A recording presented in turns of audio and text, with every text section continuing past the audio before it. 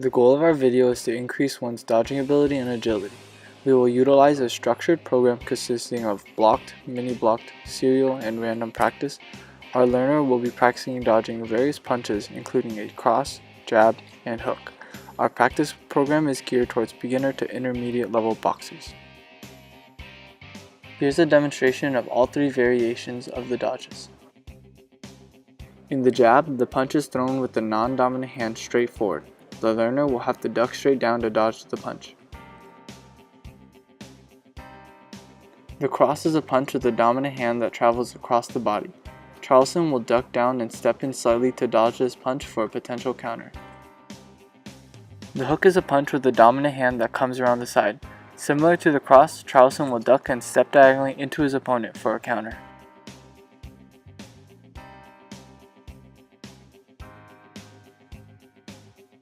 We will begin the training session with a warm-up.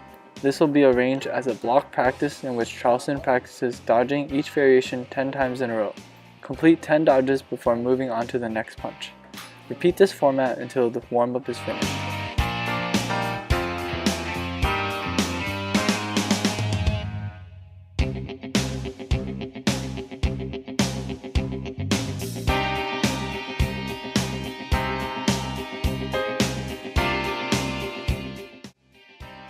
Following the warm-up, we will move into a mini-blocked format in which Charleston will perform 3 consecutive trials of each variation.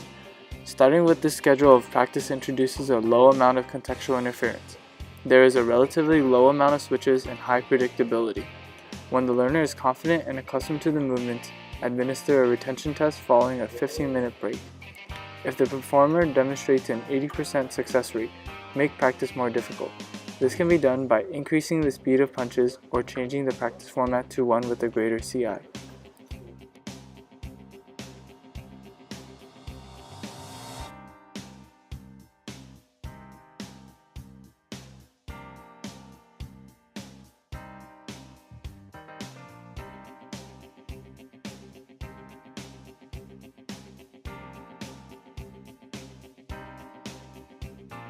Next, we will be going into serial practice where the performer will be dodging the 3 punches in this order: cross, jab, hook, repeat.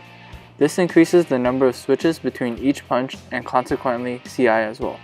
The predictability of a serial versus mini block practice is similar because the next punch is already known prior to its execution. When the performer is proficient at the skill, have them perform another retention test.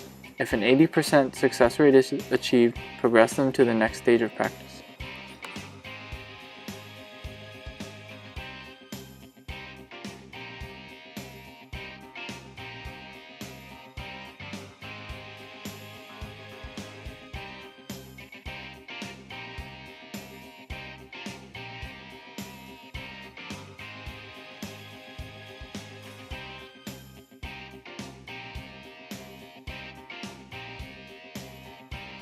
We will finish with a random practice format to simulate a real-life match in which incoming punches are harder to predict. Random and serial practice have a similar amount of switches. However, random practice decreases predictability, forcing the performer to constantly evaluate their opponent's movements and react accordingly. To increase difficulty, reintroduce punch speeds as needed. Through this progressive practice model, Charleston's dodging ability has improved significantly.